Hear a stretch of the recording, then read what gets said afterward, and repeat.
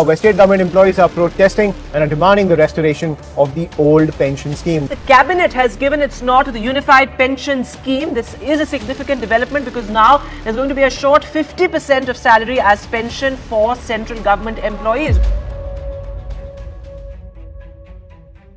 एक class 1 gazetted officer की basic पे अभी 60% डीएनएस अलाउंसेस लगता है, उसके ऊपर एचआरए, उसके ऊपर ट्रांसपोर्ट अलाउंसेस। कागज पे नंबर 1 लाख क्रॉस कर जाता है और महीने की पहली तारीख को बैंक में जो आता है वो उसका लगभग 85% होता है।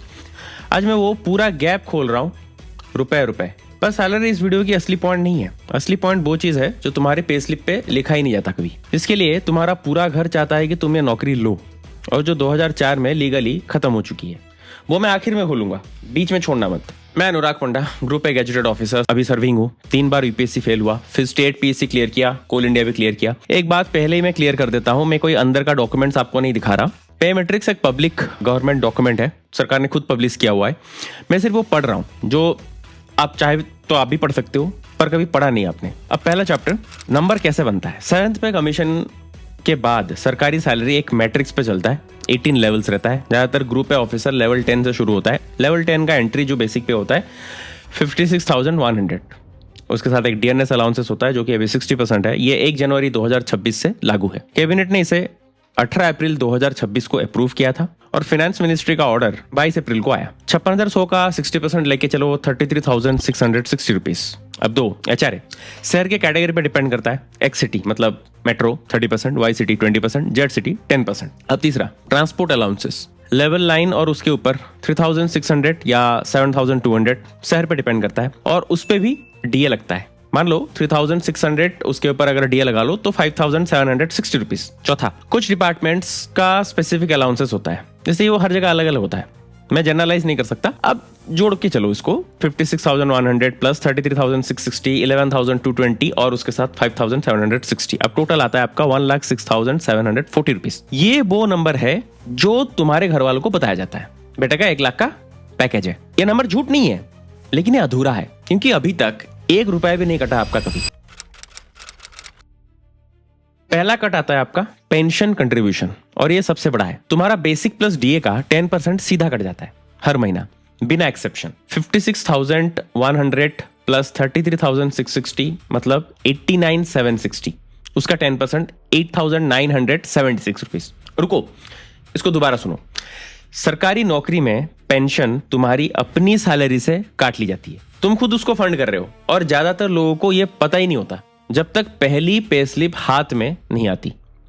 अब दूसरा कट इनकम टैक्स, इस ब्रैकेट पे हर महीने टीडीएस लगता है। अब तीसरा मेडिकल स्कीम का कंट्रीब्यूशन लेवल के हिसाब से अलग अलग होता है। चौथा ग्रुप इंश्योरेंस, छोटा है बट रेगुलर कटता है। 5वां प्रोफेशनल टैक्स जो ये स्टेट लगाते हैं।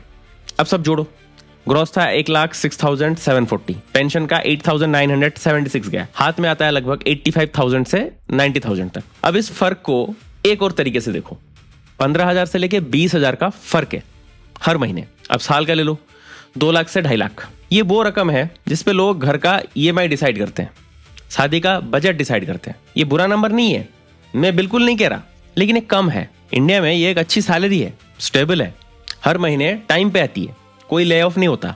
और एक बात और, ये नंबर जैसे जैसे सर्विस बढ़ती है बढ़ता भी है।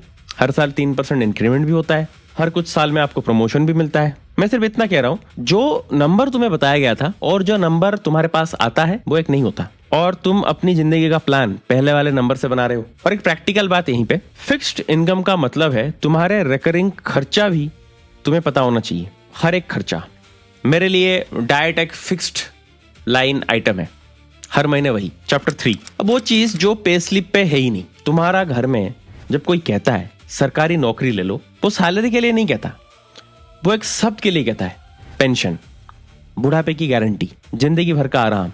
अब ध्यान से सुनो, सेंट्रल गवर्नमेंट में जो लोग 1 जनवरी 2004 को या उसके बाद ज्वाइन करे हुए हैं, उनके लिए पुरानी पेंशन स्कीम ओपीएस बंद कर दी गई है। उनके लिए नेशनल पेंशन सिस्टम है एनपीएस, और एनपीएस में कोई गारंटी नहीं है। तुम 10% देते हो, सरकार 14% देती है। वो पैसा मार्केट में इन्वेस्ट होता है। रिटायरमेंट पे तुम्हें वही मिलेगा जो मार्केट ने दिया, कम भी हो सकता है, ज्यादा भी।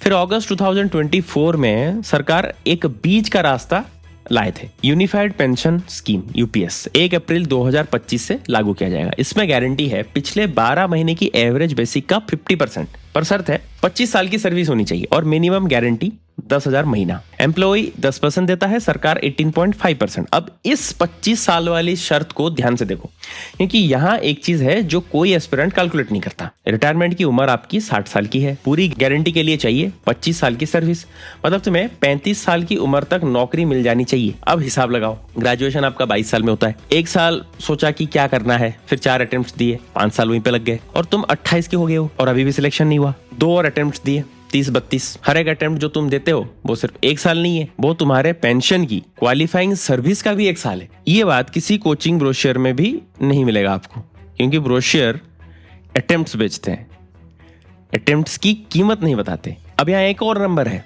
जो मुझे सबसे ज्यादा चुआ। फाइनेंस मिनिस्टर ने जो संसद में बताया था 20 जुलाई 2025 तक सिर्फ 31,555 सेंट्रल एम्प्लॉइज ने यूपीएस चूज किया है। एलिजिबल थे लगभग 23 लाख। मतलब जिस पेंशन के नाम पे लोग अपनी जिंदगी के 5 साल लगाते हैं, उस पेंशन के ऑप्शंस को खुद सर्विंग एम्प्लॉइज ठीक से समझ नहीं पाए। और एक ईमानदारी वाली बात, ये सेंट्रल गवर्नमेंट का रूल है। स्टेट्स ने अपने अपने डेट्स खुद फॉलो किए हैं और कुछ स्टेट्स ने बाद में ओपीएस वापस लाने का अनाउंसमेंट भी किया है। तो आपको अपने स्टेट का रूल खुद चेक करने, मेरे भरोसे मत रहो, मैं तुम्हें सेंट्रल का फ्रेमवर्क बता रहा हूं। अब चैप्टर 4, और अब वो चीज जिस पे हर सरकारी एम्प्लॉइज अभी भी उम्मीद लगाए हुए बैठे हैं, 8th पे कमीशन। 3 नवंबर 2025 को गैजेट नोटिफिकेशन से यह बनाया गया है। जस्टिस रंजन प्रकाश देसाई चेयरपर्सन है। रेफरेंस डेट है 1 जनवरी 2026। अब सच सुनो, अभी अगस्त 2026 से चल रहा है ये। सरकार ने खुद संसद में बताया ना अभी तक फिटमेंट फैक्टर तय हुआ है, ना नया पे मैट्रिक्स, ना अलाउंसेस, ना इम्प्लीमेंटेशन की कोई डेट। कमीशन के पास फाइनल रिपोर्ट देने के लिए मई 2027 तक का टाइम है। तो बढ़ेगा कितना? इसका जवाब एक ही चीज पे टिका है, फिटमेंट फैक्टर। अब फिटमेंट फैक्टर एक सिंपल मल्टीप्लायर है। तुम्हारी पुरानी बेसिक पे को उस नंबर से गुना करो, नया बेसिक पे आ जाता है। 7th पे कमीशन में ये 2.57 था। एम्प्लॉय यूनियंस अभी उसको 2.86 या उससे ज्यादा मांग रहे हैं। कुछ एक्सपर्ट्स बोल रहे हैं कि 2.6 के आसपास भी हो सकता है। सरकार ने आज तक कोई नंबर नहीं दिया है। और एक चीज जो लोग भूल जाते हैं, जब नया पे कमीशन लागू होता है डीए 0 हो जाता है। अभी तुम्हें 60% डीए मिल रहा है, वो नया बेसिक में वो आपको कुछ नहीं मिलेगा, वो 0 से स्टार्ट होगा। मतलब जो 20 से 30% का जंप तुम सोच रहे हो वो उतना नहीं होगा, क्योंकि उसका एक बड़ा हिस्सा वो पैसा का जो है वो तुम्हें ऑलरेडी मिल रहा था डीए के थ्रू। अब मतलब क्या, एरियर्स आएंगे शायद एक दिन पे, पर जो आदमी आज अपनी ईएमआई उस एरियर के भरोसे प्लान कर रहा है वो गलती कर रहा है। ये वो एक चीज है जो मैं तुम्हें साफ मना करूंगा। कभी भी आने वाले पे कमीशन पे अपनी जिंदगी का फाइनेंशियल प्लान्स मत बनाओ।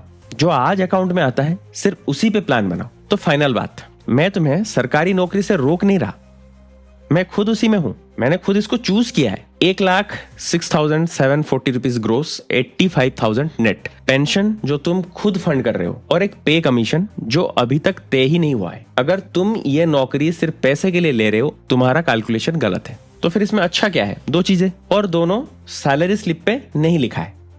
पहला है सिक्योरिटी, कोई तुम्हें निकाल नहीं सकता। 2026 में प्राइवेट सेक्टर में जो चल रहा है उसके सामने ये छोटी बात नहीं है।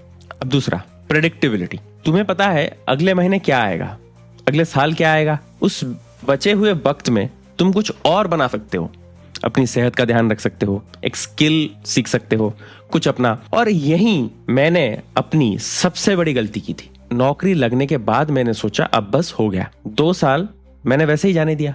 नौकरी ने मुझे वक्त दिया था, मैंने उसे इस्तेमाल ही नहीं किया। तो ये वीडियो देखने के बाद एक काम करो, अपनी एक्सपेक्टेड सैलरी का ग्रॉस मत निकालो, नेट निकालो, फिर उसमें से 10% पेंशन का माइनस करो, और फिर खुद से पूछो क्या वो नंबर उन 5 सालों के लायक है जो तुम देने वाले हो। अगर हाँ तो पूरी ताकत से लग जाओ, मैं तुम्हारे साथ हूं। और अगर नहीं तो अच्छा हुआ आज ही पता चल गया, 5 साल बेकार नहीं गया। और अगर ये वीडियो काम का लगा तो सब्सक्राइब करना। मैं हर हफ्ते सरकारी सिस्टम का एक हिस्सा खोल रहा हूं, रूल, नंबर सबके साथ, डाटा के साथ। मिलते हैं अगले वीडियो में।